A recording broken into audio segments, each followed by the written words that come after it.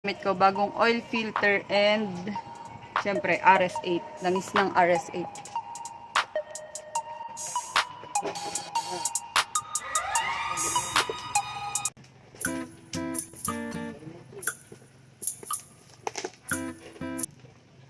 Dito ka. Kasi wala kang energy, ha? Ano?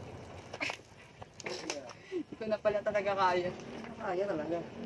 Malalim kasi gagi, kaya ko yung pagpatag. Wala.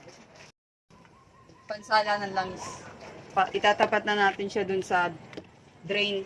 So, kailangan kasi nakastand siya ng center para madali natin tanggal yung plug sa ilalim. So, ito lang yung dalawa natin kailangan. 14, 8. Masilip. Nasaan yung kahoy?